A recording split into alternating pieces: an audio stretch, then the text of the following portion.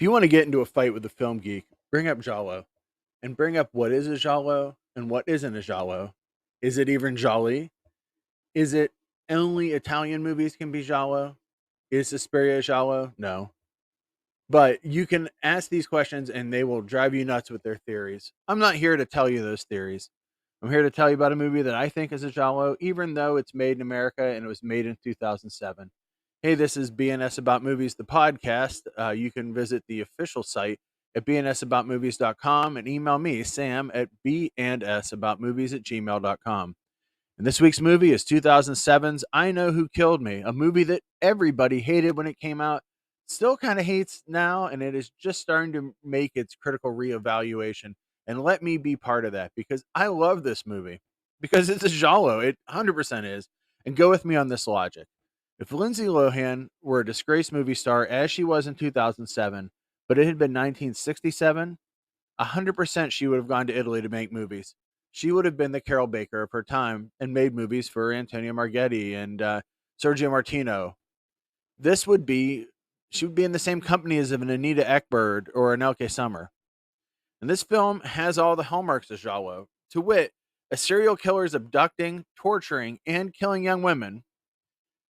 There's a young girl who has to figure out who is the killer. There's an identity swap. There's also twins who may or may not be twins. There's high fashion. There's a high quotient of sleaze. And there is a blue and red color palette that is pushed to the extreme further than anything the Italians would ever do.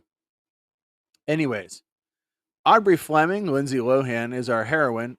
And after weeks of torture, she winds up bound and gagged on an operating table. Her hands are deep in dry ice. The FBI task force has already given up hope of finding out who this killer is.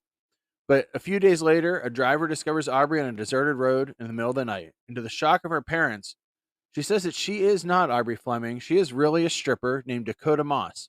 She has no idea who Aubrey is. And she's missing her hand and half of her leg. So at this point, you're either going to think this is the dumbest movie ever, or you're going to dive in. And I advise diving in. The police, the doctors, her parents all believe that she has PTSD, but Aubrey and Dakota insist that she is not who anyone thinks she is. Things get weirder when FBI agents, discover a story on Aubrey's laptop about a girl with an alter ego named Aubrey. And DNA confirms that Dakota is really Aubrey. So she's been writing about this idea that she's a stripper and it's her alternate personality. Uh, One thing you should realize when you see this movie from an American eyes, as most critics were, and not understanding the giallo form, the inversion of identity is one of the key tenets of it.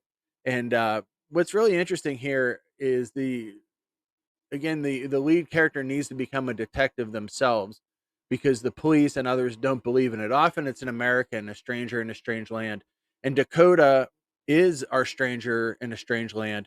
She is a hardened stripper who grew up in a trailer park. Now she is in the comfort of suburbia, and everybody thinks she's somebody else who she isn't. Her theory is that she's Aubrey's twin sister, and their injuries are Corsican brothers like sympathetic wounds as she experiences the plight of her sibling who is still being kidnapped.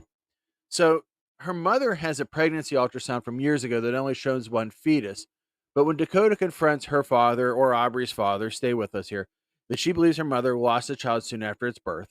And she and Aubrey were the twin sisters of a crack addict named Virginia Sue Moss. Aubrey was taken to live in comfort while Dakota stayed with Moss in a trailer park. The complication, Virginia Sue Moss is another character from the short story that they found on Aubrey's computer.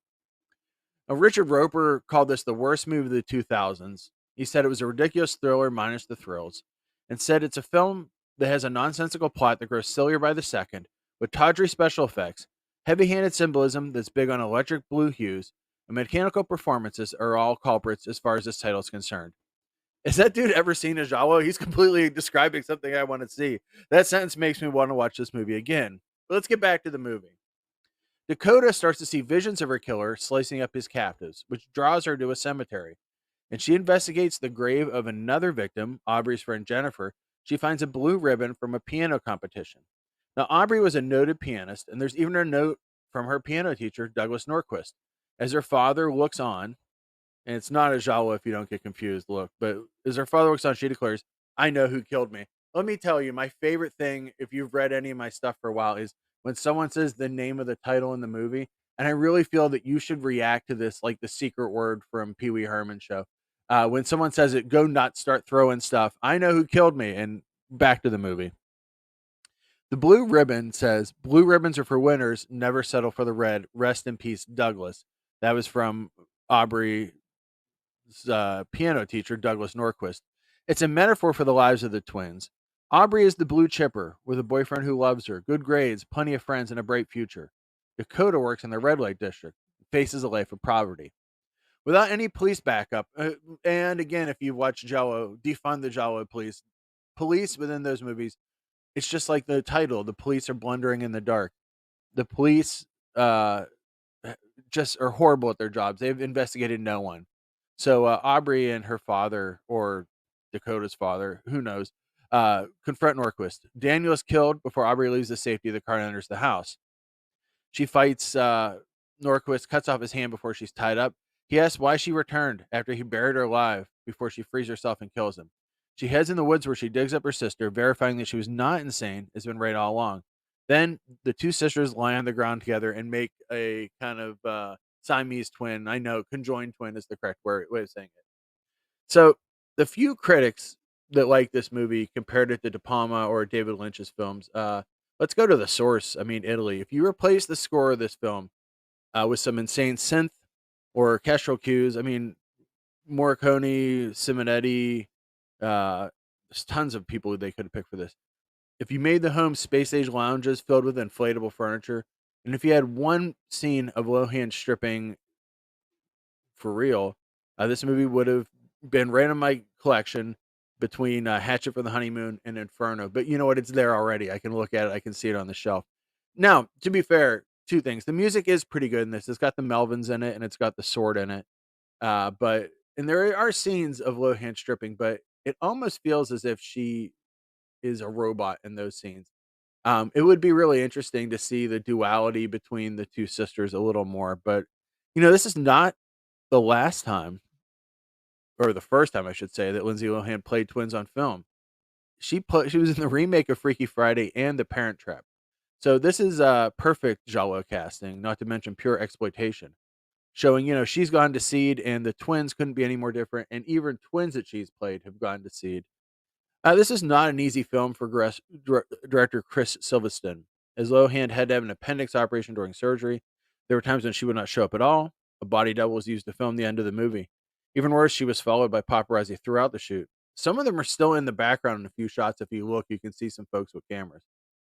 But there are some great techniques used throughout the film, such as a neon sign outside the strip club that foreshadows Dakota's injuries. And again, that blue and red lighting that really determines what character we're seeing. If it's blue, it's one. If it's red, it's the other. If it's blue, it's Aubrey. It's red, it's Dakota. So many people say that this film makes no sense. But if you've made it through any of the classics, like A Bird with a Crystal Plumage, Deep Red, A Lizard in a Woman's Skin, you're going to be just fine. This movie fits into them. Is it as good as them? No, of course not. It's not a Sergio Martino movie. It's not even man, I can't think of some lower tier Play Motel, Strip Nude for Your Killer. It's probably not even as good as those, but for an American made giallo, it's pretty good. It's not the best, but it's pretty close. Body Double is really good if you're looking for an American one, and hmm, actually any De Palma would be one to go with. The world is ready to devour Lindsay Lohan at this point, and this film would really be its sacrificial lamb. But man, could you imagine if she was in a movie with Ivan Rassimov? That would be pretty rad. Anyways, thanks for listening to this episode. Hopefully, you'll get a chance to watch I Know Who Killed Me and critically reevaluate it yourself. Don't watch a movie because it's so bad it's good. Don't watch a movie because you're not sure if you're going to like it or not. Watch a movie to determine your own peaks and valleys. Uh, we need to push ourselves a bit further with movies. And don't just listen to what people say. Get off, even don't listen to what I say, even though you just listen to me talk for a while. I think that all movies have some kind of purpose and some kind of heart, and it's up to you to determine what your favorites are. Hey, thanks for listening. You can visit the site at bnsaboutmovies.com or email me at bnsaboutmovies@gmail.com.